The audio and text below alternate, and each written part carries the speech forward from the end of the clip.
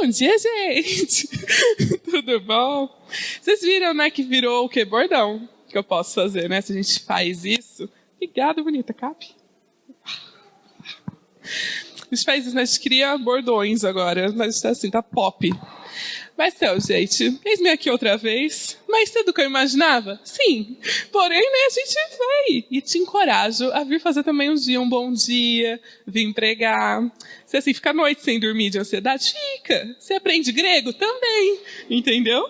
Então, assim, mas eu te encorajo, porque assim, não é... É legal. No final das contas, é legal pra caramba, entendeu? É super legal mesmo. Então, eu te convido também.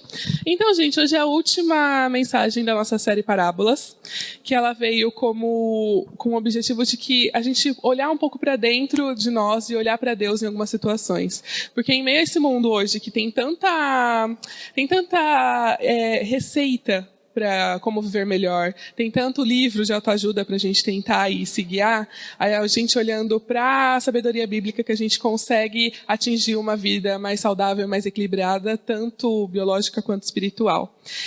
Então, para ir começo, assim, só por curiosidade, a parábola, a palavra parábola, gente, difícil, parábola, palavra parábola. Vem do grego parabole. E significa disposição lado a lado. Então é meio que uma comparação ou uma ilustração. E ela era usada antes meio que para disfarçar aquilo que Jesus meio que queria falar para não se comprometer tanto assim perante ali os gregos, perante aqui as pessoas que ele falaria daí. Então, são histórias que elas nos ensinam de uma forma mais fácil, por contraste ou por semelhança. Então, você vê alguma coisa que vai ser muito diferente daquilo que você vive ou aquilo que você está vivendo ali, que você consegue encaixar a sua realidade nela. Então, geralmente, elas são contadas por um motivo específico e o contexto ele vai um pouquinho nos ajudar a entender o que Jesus queria falar naquela hora. Então, gente, como hoje eu estou uma pessoa muito didática, eu trouxe o que para vocês? Eu trouxe uma corda. E o que eu queria que vocês imaginassem nessa corda? Eu queria que vocês imaginassem que, tipo, conforme eu fosse puxando essa corda, ela jamais ia parar de vir corda. Essa cordinha linda que está se desfazendo, que, né? Mas eu queria que vocês imaginassem que conforme eu fosse puxando ela jamais acabaria. Ela vai puxando meio que eternamente.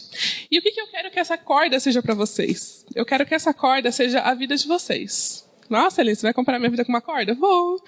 E aí eu quero que você... Preste atenção, tá vendo nessa pontinha verde? Você está olhando para ela? Você está vendo? Você que está mais longe, minha mãe que é míope, está enxergando essa parte aqui verdinha? Eu quero que vocês imaginem que ela é isso que você está vivendo hoje. Eu quero que você imagine que esse pedacinho aqui é a sua vida. E aí eu quero que você reflita sobre algumas perguntinhas que estão aparecendo também ali na tela. Que é, o que você tem feito nesse pedacinho de vida que você está vivendo hoje? Quais as atitudes você tem tomado nessa vida? Quais coisas você tem pensado? Em quais coisas você tem percebido? O que tem levado você a fazer as coisas que você faz nesse pedacinho verde de vida que está aqui na minha mão? Alguma coisa que tem impedido você de fazer alguma coisa a alguém, ou a alguma família, ou a qualquer outra pessoa que esteja perto ou distante de você? E eu queria que vocês pensassem, você acha que esse pedacinho verde, ele é muito pequeno comparado a todo o resto dessa corda, que ela nem tem fim? Você consegue ver aí uma pequena diferença de tamanho, assim? E eu queria que vocês ficassem pensando um pouquinho nessa corda, conforme eu for conversando com vocês hoje de manhã, tá bom? Que daqui a pouco ela vai fazer mais sentido pra gente. Então, hoje eu quero falar com vocês sobre as nossas atitudes perante as pessoas que cruzam o nosso caminho. Então, e a gente vai falar através de uma passagem que está lá em Lucas, no capítulo 10, versículo 25 até o 37, e que ela acontece mais ou menos quando Jesus está saindo de um povoado e indo em direção a Jerusalém. E daí aconteceu o seguinte: um mestre da lei se levantou e, querendo encontrar alguma prova contra Jesus, perguntou: Mestre, o que devo fazer para conseguir a vida eterna? E Jesus respondeu: O que é que as Escrituras Sagradas dizem a respeito disso? E como é que você entende o que elas dizem? E aí o homem respondeu: Ame o Senhor, o seu Deus, com todo o teu coração, com toda a tua alma, com todas as forças e com toda a mente. E ame o seu próximo como você ama a você mesmo. Aí Jesus disse: A resposta está certa. Faça isso e você viverá. Então, para vocês entenderem um pouquinho, o que é esse mestre da lei que está falando aí nessa passagem? Ele é como se fosse hoje um jurista ou um perito. Então, ele conhecia muito bem a lei a qual Jesus perguntou o que a lei fala sobre isso. Então, ele conhecia extremamente, de cabo a rabo. E aí ele buscava o quê? Ele queria fazer uma pegadinha ali com Jesus. Ele queria ver se ele fosse fazer uma pergunta para Jesus, se ele ia falar de acordo com a lei de Moisés ou não. Porque ele queria achar algum motivo ali para julgar Jesus como uma pessoa que estivesse fazendo alguma coisa errada. Porém, o que aconteceu? Ele foi lá e falou, o que a lei diz? Você sabe o que a lei diz, meu filho. Então só fala aí o que ele está falando. E aí o mestre da lei não ficou muito felizinho com isso. E aí o que acontece é que o texto segue falando o seguinte. Porém, o mestre da lei, querendo se desculpar, perguntou, mas quem é o meu próximo? Aí é então que Jesus pega e vai contar para a gente, contou no caso para o mestre da lei, a parábola que a gente conhece como parábola do bom samaritano. Que diz assim, um homem estava descendo de Jerusalém para Jericó. No caminho, alguns ladrões o assaltaram, tiraram a sua roupa, bateram nele e o deixaram quase morto. Acontece que um sacerdote estava descendo por aquele mesmo caminho. Quando viu o homem, tratou de passar pelo outro lado da estrada. Também um levita passou por ali, olhou e também foi embora pelo outro lado da estrada.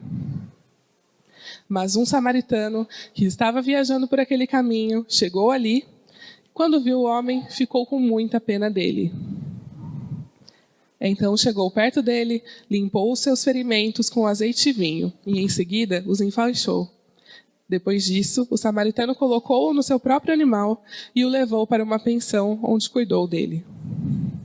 No dia seguinte, entregou suas moedas de prata ao dono da pensão, dizendo, tome conta dele. Quando eu passar por aqui na volta, pegarei o que você gastar mais com ele. Então, para vocês imaginarem aí então a situação, como fala no começo, tinha ali um viajante caminhando da estradinha ali de Jericó até Jerusalém, e só para você imaginar aí como era mais ou menos essa estrada. Essa estrada ela tinha cerca de 27 quilômetros de extensão, e ela descia aproximadamente 1.400 metros. E aí ela toda desolada e pedregosa, e ela era infestada de assaltante. Assim, não que eu queira dizer alguma coisa, mas se você já teve que andar perto da meia-noite na 3 de maio, é ali marromeno a mesma coisa, entendeu? Cada bequinho que você olha, você fica assim, você desce correndo, não tiro que um negócio que era para você descer em 10 minutos, você desce em 2.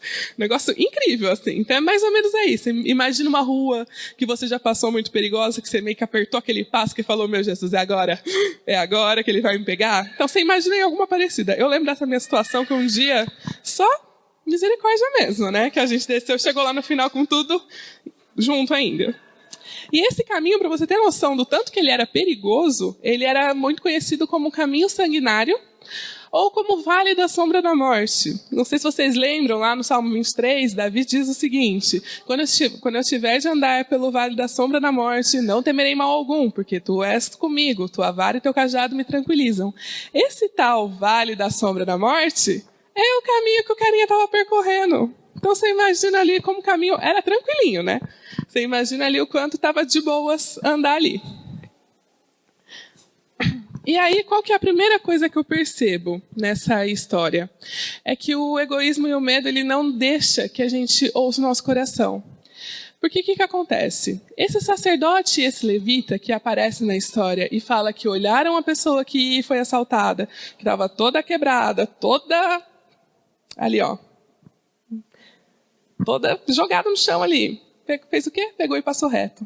Só que esse sacerdote e esse levita, eles trabalhavam nos templos. Então, eles provavelmente estavam ou indo de Jericó lá para o templo para fazer alguma coisa lá em Jerusalém, ou eles estavam voltando de algum ritual que eles tivessem feito ali em Jerusalém. Só que o que acontece? Eles simplesmente passaram direto. E eles conheciam a lei de Moisés também. Então, eles sabiam o que eles tinham que fazer, meio que para o próximo, o que eles tinham que fazer para um necessitado. Só que, tomado pelo medo e pelo egoísmo, eles fizeram o que? Eles passaram direto pela pessoa. Eles pensaram, eu Vou parar para ajudar esse carinha correndo o risco de pegar e ser assaltado também? E ficar igual a ele? Eu não, minha filha. Eu vou pegar, passar ali pelo outro lado, fingir que não vi e vou seguir reto. Porque né, eu não sou trouxa. Você acha que eu vou parar aqui para ajudar o cara para levar também? Eu não. Pegou e passou reto.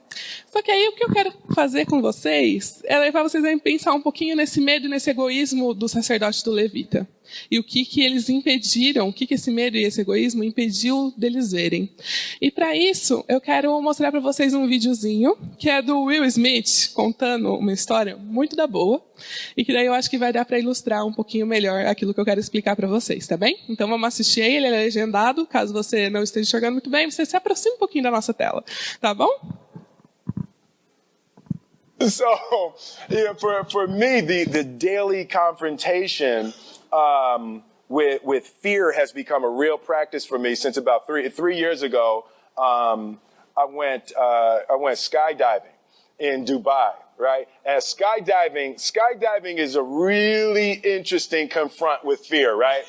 So I gotta stand up. I'm sorry, I gotta stand up. All right. So all your friends, what happens? You go out. I dropped my thing. Yeah. So what happens is you go out the night before. And you take a drink with your friends, and somebody says, "Yeah, we should go skydiving tomorrow."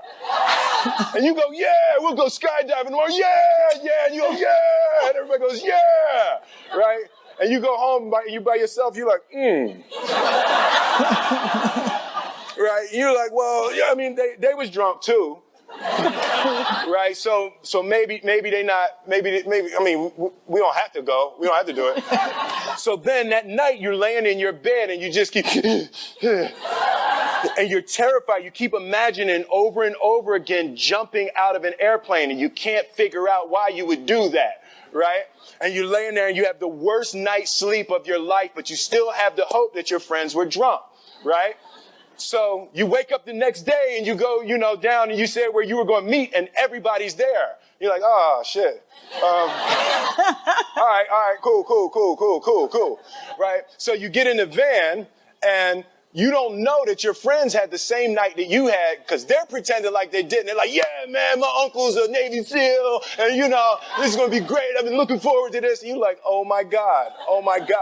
And your stomach is terrible. You can't eat and everything, but you don't want to be the only punk who doesn't jump out of this airplane. So you do a thing, and what you do is your first jump, you're attached to a guy who is going, he's going to walk you out. So you go, and you get there, and there's an airplane, and nobody's stopping. Everybody's still going. So you get onto the airplane and you're sitting there and it's extra because you're sitting on some dude's lap, some stranger. You're sitting on his lap and it's like, you're trying to make small talk. Yeah, man. So you be jumping with people all the time, huh? So everything's normal. So you fly and you go up to 14,000 feet and you notice there's a light. It's red and it's yellow and green, right? So right now the light's red. So then you start thinking at some point the light's going to go green, but you don't know what's going to happen, right? And you wait and it goes yellow and the light goes green and somebody opens the door. And in that moment you realize you've never been in a freaking airplane with the door open. Terror, right? So you go and then, if you were smart, you sat in the back so you don't go first, right? And then people start going out of the airplane and you go and the guy walks you up to the end of the thing and you're standing and your toes are on the edge and you're looking out down to death. And they say, on 3. And they say, 1, 2. And he pushes you on 2 because people grab on 3. Right? Right? And you go, and you fall out of the airplane. And in 1 second, you realize that it's the most blissful experience of your life. You're flying, right? It doesn't feel like falling, right? It's like you actually are kind of held a little bit by the wind. And then you start falling, and there's zero fear. You realize that the point of maximum danger is the point of minimum fear. It's bliss. It's bliss, and you're flying, right? And you're doing it, and then 20 seconds, 25 seconds, 40 seconds, and you have enough time to just kind of be like, oh, shit, that's that building. That's not like that one. Oh, you can see the ocean. Right? You start doing all of that. And the lesson for me was, why were you scared in your bed the night before? What do you need that fear for? Just don't go. Why are you scared in your bed 16 hours before you jump? Why are you scared in the car? Why could you not enjoy breakfast? What did you need that? The fear is fear of what? You're nowhere even near the airplane. Everything up to the stepping out, there's actually no reason to be scared. It only just ruins your day. You don't have to jump. And then in that moment, all of a sudden, where you should be terrified is the most blissful experience of your life. And God placed the best things in life on the other side of terror. On the other side of your maximum fear are all of the best things in life.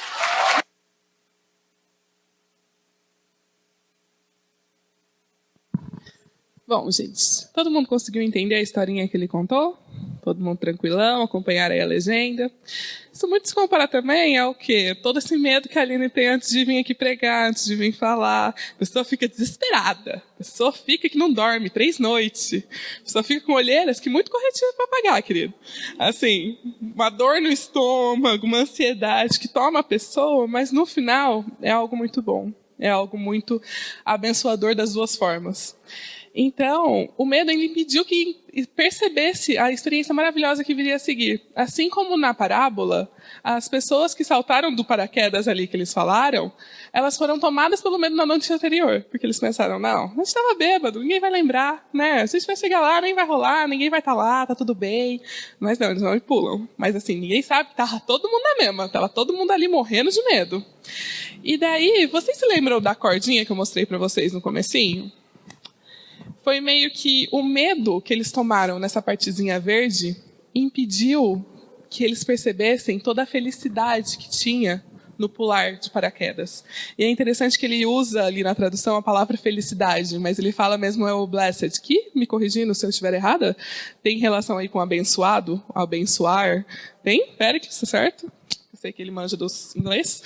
Então, é interessante isso, porque todo aquele medo, ele impediu que ele visse a possibilidade de ser um momento abençoador, um momento maravilhoso, um momento que ele seria a melhor experiência que ele tivesse na vida dele.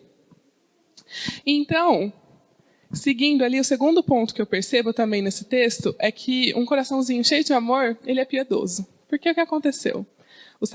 O levita e o sacerdote, eles passaram direto. Então, tomados por aquele medo, eles pegaram simplesmente passaram reto, porque eles não queriam colocar o deles na reta. Mas o samaritano, ele vem e faz diferente. Ele, ao contrário dos outros, ele não é tomado pelo medo e pelo egoísmo. Ele é tomado pelo amor. E aí, mesmo estando exposto àquela rua, que era toda perigosa, era toda cheia de perigos e de possibilidades de ele ser assaltado, de acontecer a mesma coisa com ele? Não, ele pega e ele é uma pessoa piedosa, ele é uma pessoa misericordiosa. Então ele pega, enquanto os outros dois olharam e foram embora, ele pega a vítima, ele limpa as feridas, ele fala do vinagre, do azeite e do vinho, porque na época eram líquidos que meio que limpavam, que tiravam ali os germes. Era tipo um mertiolate da idade antiga, entendeu? E aí ele pega, enfaixa as feridas para evitar que elas ficassem expostas. Então ele simplesmente pega, joga no calango lá e vai correndo embora. Não, ele pega e dá uns primeiros socorros para a vítima. Aí ele coloca a vítima no seu animal também, que é o quê? Então antes ele estava ali cavalgando, vamos supor que ele estava ali com um jumentinho, um cavalinho, alguma coisa. Então ele pegava aquele período da mesma forma que eu atravessava a 3 de maio em 2 minutos correndo, ele atravessava ali o período de 20...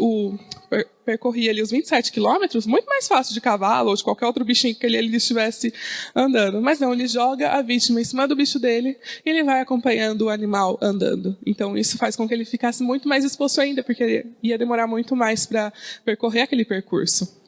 Aí ele chega lá na hospedaria e, não satisfeito, ele paga para a pessoa ficar lá.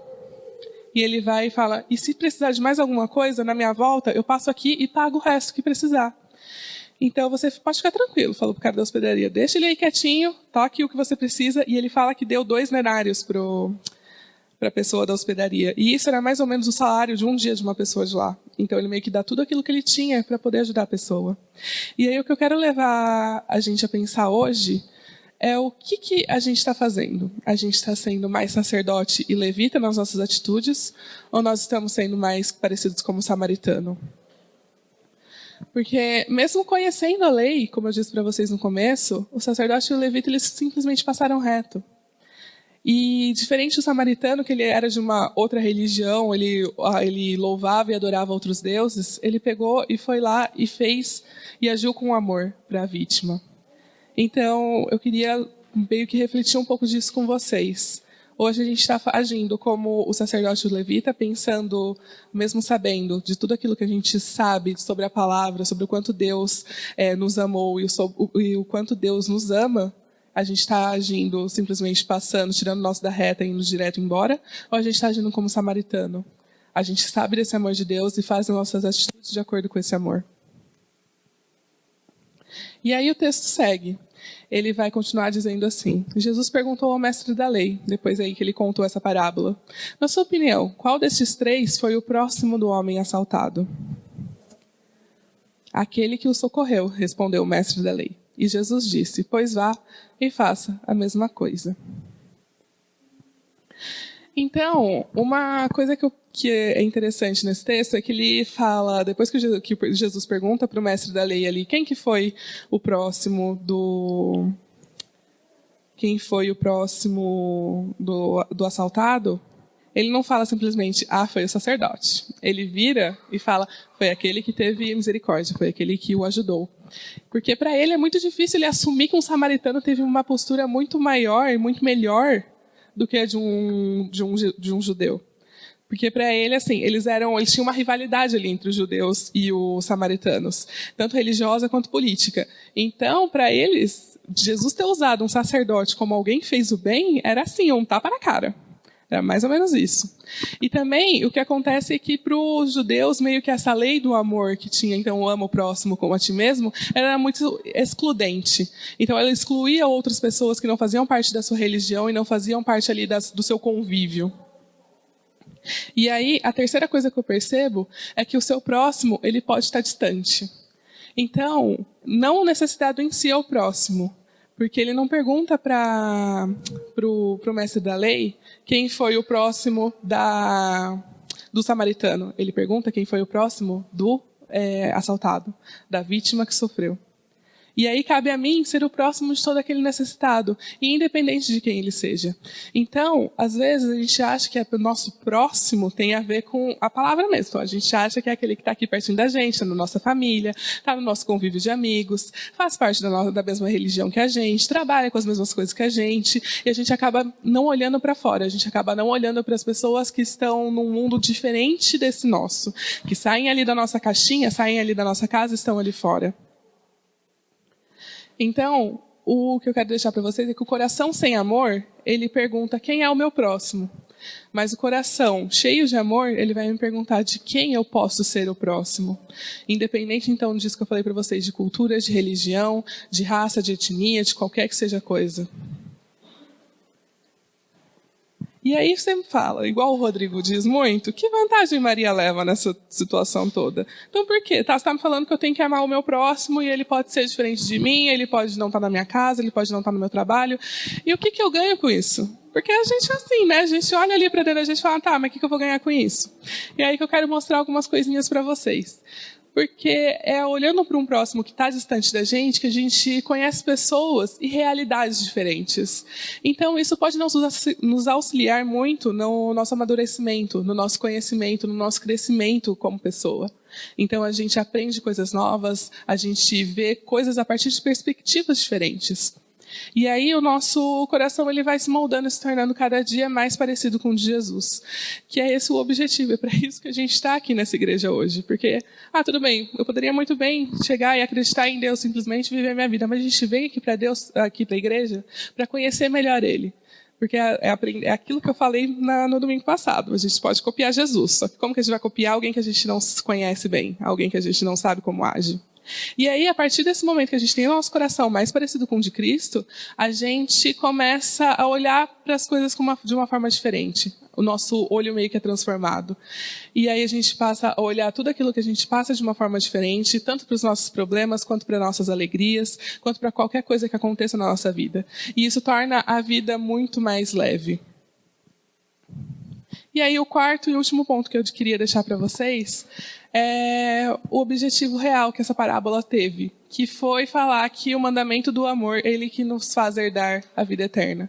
Porque vocês lembram qual foi a pergunta inicial lá do mestre da lei? Ele chegou para Jesus querendo ali sair por cima, né, querendo ali pegar Jesus, falando: mestre, o que eu preciso para herdar a vida eterna? E daí o próprio mestre da lei respondeu com aquele versículo, né? Que ame o Senhor, o seu Deus, com todo o seu coração, com toda a sua alma, com todas as suas forças e com toda a mente. E ame o seu próximo como você ama a você mesmo. Então, é aí que ele vai mostrar para você 4 órgãos especiais que Jesus aponta aí.